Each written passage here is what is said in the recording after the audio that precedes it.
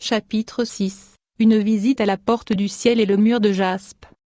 Un jour, alors que j'avais manqué la prière d'intercession, le Seigneur est venu et a parlé à l'Église. Il leur a dit, ainsi dit le Seigneur, demain chaque dame et sœur dans l'Église doit être préparée, elles doivent mettre une short par-dessus leurs sous-vêtements. Les gens ont demandé au Seigneur pourquoi. Il leur a dit, demain pendant la prière, je vais prendre une sœur qui est préparée parmi vous, et je veux la transporter dans le monde des esprits pour voir et explorer le mystère du monde invisible, afin qu'elle puisse le révéler au monde. Je ne savais pas que la prophétie était sur moi. Le jour suivant nous étions dans l'église, pendant le service alors que nous étions en train de chanter de chansons de cantiques de louanges. Soudainement je me suis effondré sur le sol et je suis entré dans le coma. Dès que je me suis retrouvé dans le coma, immédiatement j'ai vu deux anges de lumière resplendissants et scintillants. Ils étaient vêtus de blanc, je le voyais descendre du ciel. Ils ont atterri précisément là où j'étais effondré et allongé sur le sol. Aussitôt qu'ils sont atterris où j'étais, ils m'ont habillé avec un vêtement blanc, du blanc le plus pur. Après cela, j'ai vu une échelle qui allait de la terre et montait vers le ciel. Après avoir été habillés en vêtements de lumière, nous avons commencé à grimper cette échelle qui atteignait le ciel. L'escalier reliait la terre et le ciel, alors qu'on approchait du sommet de l'échelle.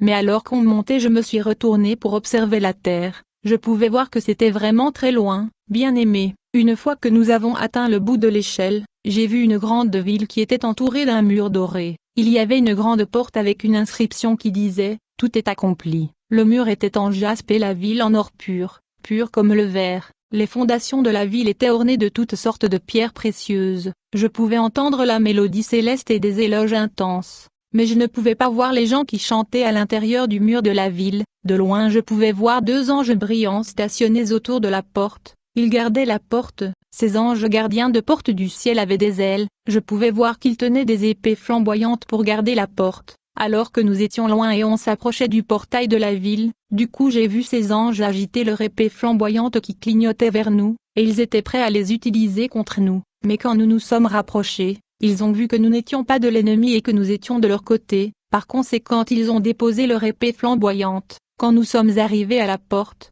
les deux anges ont demandé aux deux anges qui m'accompagnaient, « Qui est cette dame que vous avez amenée ?» Ils les ont répondu, « Elle est la sœur Sabine Tina ». Ces anges qui étaient gardiens de la porte ont répondu aux des anges qui m'accompagnaient, « Vous n'avez pas amené la personne que vous étiez supposé amener, vous aurez dû amener la sœur Janine au lieu de Mama Deborah. » En fait, la sœur Janine dont les anges gardiens de la porte se référaient était aussi membre de notre église. En revanche, les anges qui m'accompagnaient ont insisté sur le fait qu'ils étaient supposés me prendre, plutôt que la sœur Janine. Ils ont dit que c'était l'instruction qui leur était donnée, mais les anges gardiens de la porte leur ont répondu, « Vous avez amené la sœur Sabine qui est encore un païenne, un infidèle, elle n'est même pas un chrétien né de nouveau, et elle n'est pas encore baptisée. En conséquence elle ne peut pas entrer dans la ville. » Dieu voulait que la sœur Janine visite la ville céleste afin d'annoncer au monde ce qu'elle a vu. Bien-aimé, j'observais ces anges du ciel en train de discuter, c'était comme un désaccord et un débat entre eux. Puis un ange m'a demandé, « Sœur Sabine, es-tu baptisée ?» J'ai répondu à l'ange du Seigneur, « Bien sûr que je suis baptisée, mais comment pouvez-vous dire que je suis un infidèle? Je suis un chrétien et j'ai été baptisé. » Tout de suite l'ange me demanda, « Sabine, vous me dites que vous n'êtes pas un païen, êtes-vous baptisé?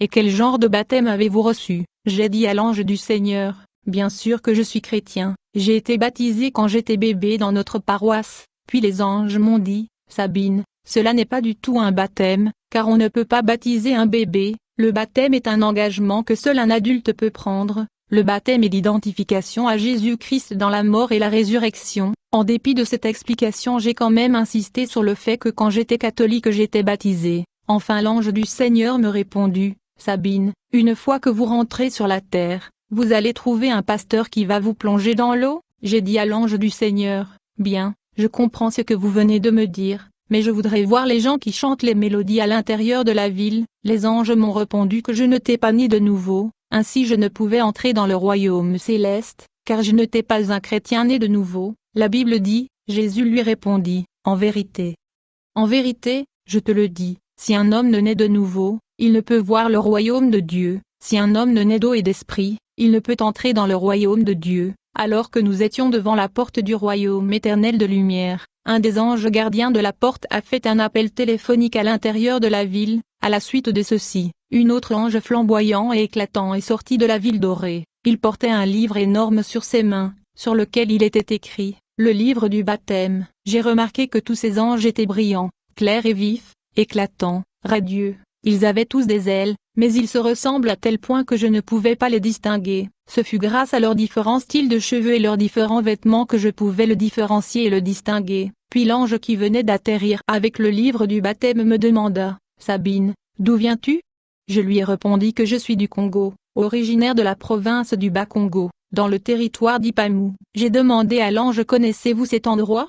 Il me répondit « Je le connais parfaitement ». Aussitôt, cet ange radieux a ouvert le livre du baptême, et il est allé aux pages du continent africain, et ensuite il ouvra les pages de la République démocratique du Congo, précisément dans les pages de ma province et mon district. Enfin, il a cherché et vérifié mon nom parmi les gens qui sont baptisés dans ce territoire du Congo. Cependant, il ne pouvait pas trouver mon nom dans la liste des gens qui étaient baptisés. Pourtant j'étais baptisé quand j'étais bébé par le prêtre catholique dans la paroisse locale de mon district. Ainsi, l'ange de l'Éternel me dit, « Sabine, tu n'es pas dans la liste des personnes qui sont baptisées sur ce territoire. » Dès que l'ange du Seigneur me dit cela, j'ai commencé à palabrer avec lui. Je lui dis, « Mais comment pouvez-vous dire que je ne suis pas baptisé?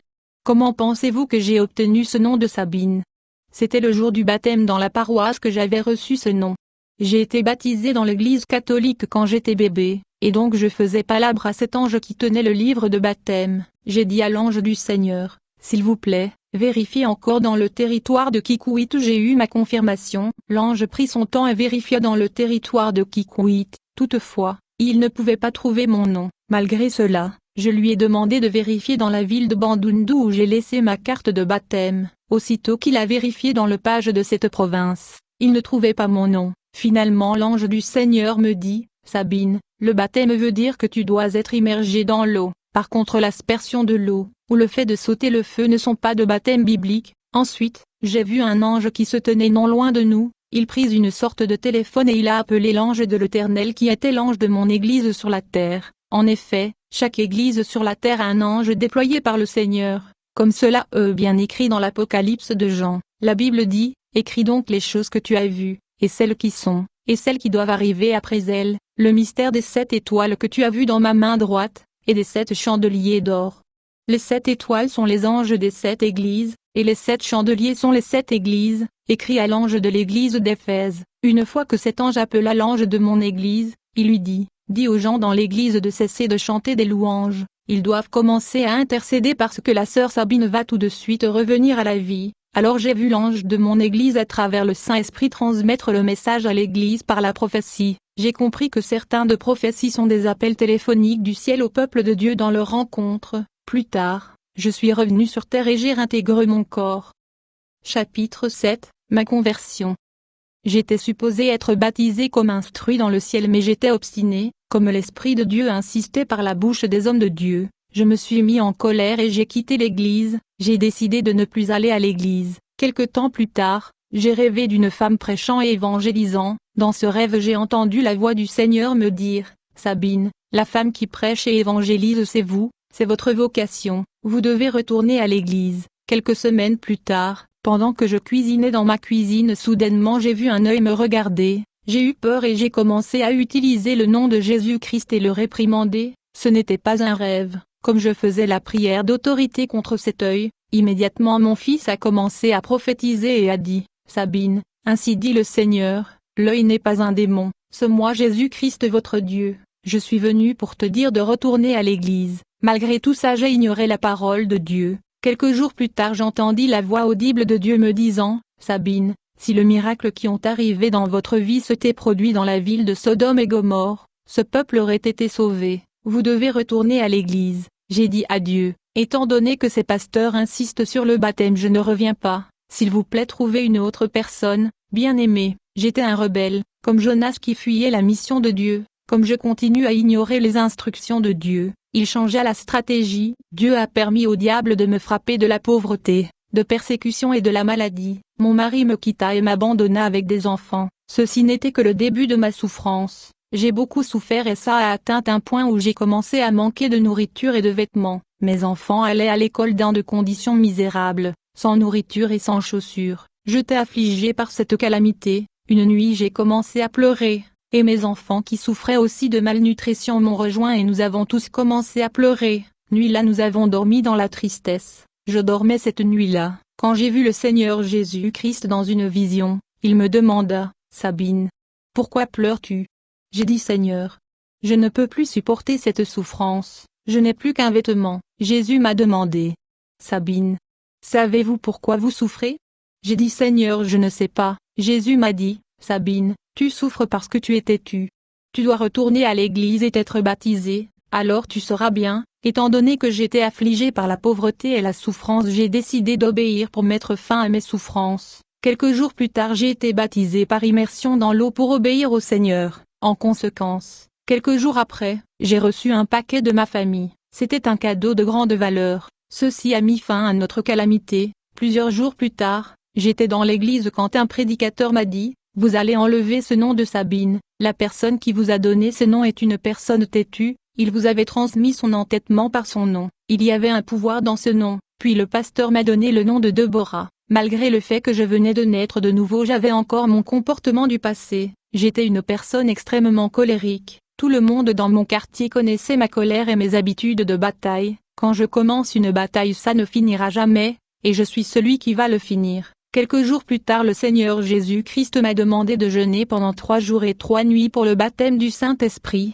Immédiatement j'ai commencé 3 jours de jeûne et de prière. Quand j'étais dans la prière, le Seigneur m'a montré la racine de ma mauvaise caractère. Dans cette vision, j'ai vu un gorille qui est apparu devant moi. Il était le démon qui me manipulait dans le combat. Jésus-Christ m'a dit, « Sabine, demandez à votre mère ce qui se passa lors de votre naissance. » Plus tard, quand je parla à ma mère, elle m'a dit, « Quand vous êtes né, je vous ai lavé avec le crâne de singe afin que vous soyez plus fort. » Dis-je à ma mère, « Si tu voulais vraiment que je sois plus forte, pourquoi te plaignais-tu quand je me battais contre tout le monde dans le quartier ?»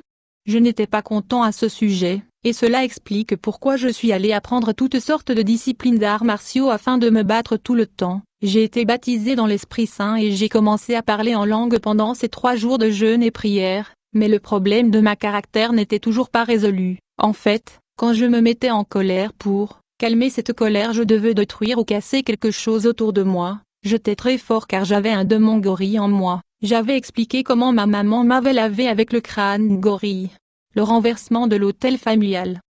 Dans ce chapitre, Jésus-Christ me révéla les esprits qui contrôlent la vie des enfants de Dieu. Certains de ces esprits entrent dans nos vies lors de la naissance aux genèses de nos vies. Il y a donc des démons qui entrent dans nos vies lors de la naissance. Je me souviens quand j'étais né, une femme m'avait volé. Dès que la paroisse et le prêtre local m'avaient retrouvé, il y eut dispute entre ma maman et la dame qui m'avait volé. Lors de ces disputes, cette dame demandait que je sois de partager en deux, pour qu'elle prenne une moitié de mon corps. Depuis cet incident lors de mon enfance, j'ai remarqué quand je grandissais, la partie gauche de mon corps fonctionnait différemment de la partie droite. À chaque fois que je tombais malade, la partie gauche souffrait, mais la partie droite allait bien. Même aujourd'hui, ma main gauche est différente de ma main droite. Il y a le déséquilibre même dans ma façon de marcher, à cause de la manque de compatibilité entre mes 2 jambes. Ma vie était comme séparée ou divisée. J'avais également remarqué ceci: si pendant cette semaine je fais de bons rêves, la semaine suivante sera caractérisée par de mauvais rêves. Je me posais de questions à propos de ce manque d'harmonie et uniformité dans ma vie. Ce fut pendant la prière que Jésus m'a fait comprendre les paroles de cette dame, qui avait dit au prêtre devant ma mère: « Nous allons départager Sabine, je veux prendre une partie et mon contestant va prendre l'autre partie. » Jésus me dit: « Ce sont les paroles prononcées sur ta vie lors de l'enfance qui t'affectent de la sorte. Beaucoup de mes enfants souffrent à cause de paroles, des cérémonies et gestes qui ont été faits sur eux alors qu'ils n'étaient qu'enfants. Ils n'étaient même pas au courant de cela, mais ils sont tout de même affectés, et tant qu'ils ne détruisent pas les liens et les jougs des démons de la jeunesse de leur vie, ils vont souffrir. Ils doivent chercher ma face dans la prière. La Bible dit: « Invoque-moi, et je te répondrai, je t'annoncerai de grandes choses, des choses cachées, que tu ne connais pas. Vous me chercherez, et vous me trouverez, si vous me cherchez de tout votre cœur, je me laisserai trouver par vous, dit l'Éternel. » Toujours dans le cadre de renversement des forteresses. Je me souviens un jour pendant ce programme de jeûne et de prière, Jésus parla et dit: « Deborah, le temps est venu de détruire les alliances familiales, les malédictions ancestrales et la tradition. » Jésus me dit: « Comme vous êtes le Moïse de votre famille, ils seront libres à cause de vous. Mais avant d'évangéliser votre famille, vous allez commencer par neutraliser les forces et les puissances familiales et ancestrales. Il y a tellement de puissances de ténèbres opérant dans votre famille. La Bible dit, puis l'Éternel étendit sa main et toucha ma bouche, et l'Éternel me dit, voici, je mets mes paroles dans ta bouche, regarde, je t'établis aujourd'hui sur les nations et sur les royaumes, pour que tu arraches et que tu abattes, pour que tu ruines et que tu détruises, pour que tu bâtisses et que tu plantes. C'est ainsi que le Seigneur m'a transporté vers l'autel de ma famille, là où les charmes et fétiches familiales étaient. Dans cette vision j'étais accompagné par des anges de lumière, et on se dirigeait vers l'autel de ma famille. Quand nous nous sommes rapprochés de cet endroit où était l'autel familial, du coup, un éléphant est apparu devant nous. En fait, cet éléphant était un démon opérant dans ma famille pour plusieurs générations. Dès qu'il a apparu, les anges du Seigneur m'ont encouragé à le réprimander au nom de Jésus-Christ. Sans tarder, j'ai pris autorité au nom de Jésus-Christ et j'ai chassé cet esprit. À propos, je me souviens pendant l'adolescence, mes parents nous disaient que notre famille était protégée par un esprit de l'éléphant. À l'époque j'étais un enfant et je ne pouvais pas comprendre de quoi ils parlaient, mais ce jour-là j'ai vu cet esprit de l'éléphant dont mon père me parlait, et je l'ai chassé au nom de Jésus-Christ. Puis nous avons continué à avancer. Au fur et à mesure j'avançais avec les anges de l'Éternel vers l'autel familial. Soudainement un autre esprit qui dominait ma famille surgit devant nous. Je pouvais voir que ce démon avait la forme d'un lion. Je l'ai chassé au nom de Jésus-Christ. Il était un de démons opérant dans ma famille pendant de nombreuses générations. Puis un grand serpent apparut devant nous. Ce serpent était un autre démon qui contrôlait et dominait dans ma famille. Je me souviens quand nous grandissions, mon père nous disait que quand nous mourions nous deviendrions de serpents. Immédiatement j'ai utilisé le nom de Jésus-Christ contre ce serpent et il a disparu. Les chrétiens doivent engager, lutter et vaincre les pouvoirs qui dominent dans leur famille. Sinon il y aura des limites et des barrières à plusieurs niveaux. Quand je suis arrivé là où l'autel de ma famille était, j'ai brûlé les fétiches et charmes en présence des anges du Seigneur. Instruction sur la purification et sanctification. Puis le Seigneur Jésus-Christ m'a instruit de jeûner pendant 10 jours. Ce jeûne et cette prière étaient vraiment durs pour moi, mais j'ai obéi à la voix du Seigneur et à toutes ses instructions. En conséquence, mon niveau spirituel a été catapulté. Dieu a ordonné à mes dirigeants d'écrire tout ce qui allait m'arriver pendant ces 10 jours de jeûne et de prière. À cette période j'ai vu des visions et des rêves, et j'ai été révélé des mystères cachés. Pendant que j'étais dans 10 jours de jeûne et de prière, du 1er au 7e jour le Seigneur m'enseigna le brisement. Jésus m'enseignait comment passer de l'enfance à la maturité spirituelle, comment se débarrasser du vieil homme et comment crucifier la chair, parce que j'étais une personne colérique. Je me rappelle un jour alors que j'étais en prière, Jésus me dit, « Deborah, vous devrez abattre votre maison. » Quand le Seigneur me dit cela j'étais dans l'église, immédiatement je suis allé à la maison. J'étais sur le point de détruire ma maison. Dès que mes voisins m'ont vu ils ont cru que j'avais perdu la tête. Tout de suite ils se sont pressés de m'arrêter. Immédiatement j'ai entendu Jésus me dire, « Deborah, je parle de ta chair qui doit être crucifiée, non pas ta maison physique mais plutôt ton comportement. » La Bible dit, Jésus leur répondit, « Détruisez ce temple, et en 3 jours je le relèverai. » Après cet incident Jésus me dit, « Deborah, tu dois te brosser les dents afin de sentir bon devant Dieu. » Il était midi dès que j'ai pris mon brosse à dents pour brosser les dents. C'est alors que j'ai entendu Jésus me dire, « Deborah, je parle plutôt de la purification et de la sanctification. Si tu veux me servir tu dois avoir un cœur pur et blanche, comme les dents blancs qui sont brossées régulièrement. » Jésus me dit, « Deborah, quand quelqu'un ne brosse pas ses dents, dès qu'il te parle tu éloignes ta face pour éviter l'odeur de ce pas. Pareillement, quand vous vous présentez devant mon trône avec un cœur méchant, malveillant, et tortueux, je éloignerai ma face, et je cacherai mon visage. Par contre, la sainteté fera en sorte que vous soyez un parfum de bonne odeur quand vous vous rapprochez devant le trône de Dieu dans la prière. En effet, tes péchés font que tu sens mauvais quand tu t'approches du trône de Dieu. Tu dois donc te purifier. C'est comme ça que tu pourras dégager l'odeur du parfum devant le trône de Dieu, car ceux qui vivent dans le péché dégagent une mauvaise odeur devant Dieu. Puis Jésus me dit, « Deborah, je veux venir te visiter et vivre avec toi, mais cependant tu dois mettre de l'ordre dans ta maison. Pour cette raison tu vas le nettoyer. » Le Seigneur me dit, « En premier lieu, tu vas commencer par enlever le toile d'araignée qui sont dans ta maison, puis tu vas nettoyer tes propres vêtements afin qu'ils soient propres. Ensuite tu vas arranger ta chambre. Une fois que cela est fait, tu vas devoir allumer une lampe dans ta maison qui ne doit jamais s'éteindre. » Sans tarder, je me suis mis au travail. J'ai enlevé tout le toile d'araignée qui était sur le toit de ma maison comme instruit par Jésus-Christ. Ensuite j'ai nettoyé la maison. Puis j'ai lavé tous mes habits et j'ai fait la lessive, enfin j'ai arrangé ma chambre et j'ai allumé la lampe, puis je me suis reposé pour attendre l'arrivée du Seigneur qui devait venir me visiter. Alors que j'attendais le Seigneur, tout à coup j'ai entendu sa voix, il me dit, « Deborah, la maison dont je vous ai demandé de nettoyer n'est pas physique. À vrai dire, je parle de votre cœur. Chaque jour vous devez apprendre à nettoyer votre cœur en confessant vos péchés et en renonçant à vous-même. Chaque jour vous devez crucifier la chair afin de remettre de l'ordre dans votre maison. La Bible dit, approchez-vous de Dieu, et il s'approchera de vous. Nettoyez vos mains, pécheurs, purifiez vos cœurs, hommes irrésolus. Sentez votre misère, soyez dans le deuil et dans les larmes, que votre rire se change en deuil, et votre joie en tristesse. Jésus me dit, quand je t'ai demandé de laver tes vêtements, je voulais dire que tu dois te purifier et te sanctifier. Les vêtements propres veut dire les bonnes œuvres de la justice. La Bible dit, heureux ceux qui lavent leurs robes, afin d'avoir droit à l'arbre de vie, et d'entrer par les portes dans la ville.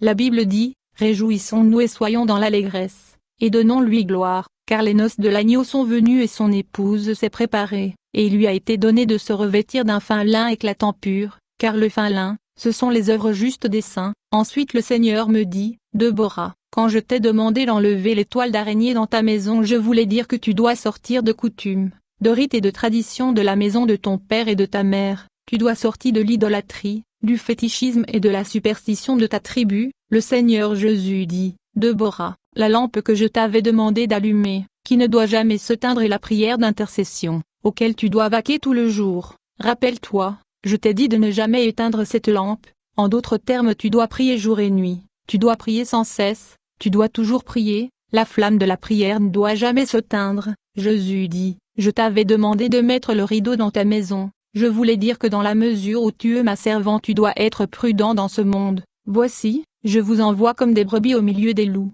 Soyez donc prudents comme les serpents, et simples comme les colombes. La prudence doit vous caractériser, vous devez savoir ce qu'il faut dire et ce qu'il ne faut pas dire. Jésus me dit, donc je ne parlais pas de la nettoyage que tu venais de faire dans ta maison. Frères et sœurs, durant le 5e jour de ce jeûne et prière, le Seigneur me dit, Deborah, aujourd'hui c'est le 25 décembre, c'est votre Noël, ne c'est pas. Je n'avais pas compris pourquoi Jésus m'a dit c'est votre Noël, et il ne m'a pas expliqué pourquoi. Puis il me dit, vous allez donc préparer du poulet et vous allez manger. J'ai donc préparé le poulet comme instruit par le Seigneur. Lorsque la nourriture était prête, j'étais sur le point de manger la nourriture qui a été préparée, quand soudainement j'ai entendu la voix du Seigneur qui me dit, Deborah, toi tu dois manger les os mais pas la chair. Ainsi donc, alors que tout le monde mangeait le poulet, ils m'ont donné les os, et alors que je mangeais les os, du coup le Seigneur me dit, Deborah, comment pouvez-vous manger alors que vous êtes en jeûne et prière? Jésus me dit,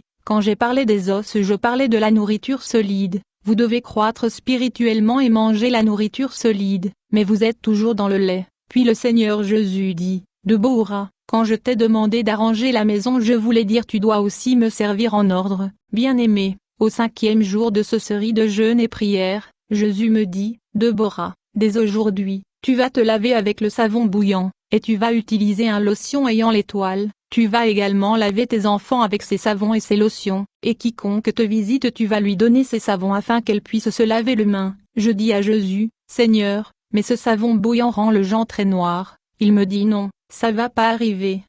Sans tarder je suis allé au marché et j'ai acheté le savon bouillant. Ensuite j'ai cherché le lotion ayant un étoile, mais aussitôt que j'ai parlé à mes pasteurs à propos des instructions du Seigneur, ils m'ont dit que je perdais la tête. Puis je suis allé me laver avec le savon et le lotion recommandés par le Seigneur, et pendant que je me lavais, du coup j'ai vu une lumière intense descendre dans la salle de bain. Je ne pouvais pas comprendre la signification de ceci. Quelque temps après, j'ai lavé mes enfants avec ces savons et je les ai frottés avec le lotion recommandé par le Seigneur. Au fil du temps, j'ai commencé à imposer les gens qui me visitaient ce savon et ce lotion. Enfin, un de ce jour le Seigneur me dit, Deborah, pourquoi ne comprenez-vous toujours pas ces choses? Il me dit, quand tu te laves avec l'eau avec le savon, tu dois savoir que l'eau avec laquelle tu te laves est la parole de Dieu. À chaque fois que tu lis la Bible et écoutes la parole de Dieu qui est l'eau de la vie, tu es lavé et nettoyé. Le savon dont je t'ai parlé est mon sang, qui te nettoie et te purifie quand tu lis la Bible et tu écoutes ma parole. Ainsi donc, à chaque fois que tu écoutes la parole de Dieu, tu es lavé par l'eau qui est la parole, et mon sang te purifie. Mon sang enlève tes péchés et la nature adamique. Une fois que tu es lavé et purifié par ma parole, C'est alors que je te revêtus et te remplis de la puissance et de l'onction de mon esprit qui est ici symbolisée par la lotion que je t'avais recommandée, Déborah. Plus tu lis la Bible et plus tu écoutes ma parole qui est l'eau, tu seras purifié par mon sang qui agit comme un savon, et plus tu es purifié par l'eau et le sang, c'est alors que ma puissance et mon onction va te remplir. Vous recevrez une puissance, le Saint-Esprit survenant sur vous, et vous serez mes témoins à Jérusalem, dans toute la Judée, dans la Samarie et jusqu'aux extrémités de la terre. Puis le Seigneur Jésus me dit, Déborah, quand je t'ai dit que tes enfants doivent aussi être lavés, je voulais dire que tes enfants aussi doivent me connaître. Tu dois les enseigner ma parole. Quand je t'ai dit que les visiteurs qui viendront te visiter doivent se laver avec ce savon, je voulais dire que tout celui qui viendra te visiter chez toi, tu dois leur parler de la bonne nouvelle de l'Évangile, afin qu'ils puissent me connaître et soient aussi purifiés. Allez, faites de toutes les nations des disciples, les baptisant au nom du Père, du Fils et du Saint-Esprit, et enseignez-leur à observer tout ce que je vous ai prescrit. Jésus me dit, la mission que je te donne est ceci, tu dois me connaître, tes enfants doivent me connaître, ta famille doit me connaître et tes amis doivent me connaître. Alors que je parlais à Jésus, ma famille qui m'entendait parler ont eu peur. Ils se sont réunis afin de me transporter à l'hôpital car j'avais maigri dans ce jeûne, et quand je parlais à Jésus ils pensaient que je parlais seul et j'avais perdu la tête.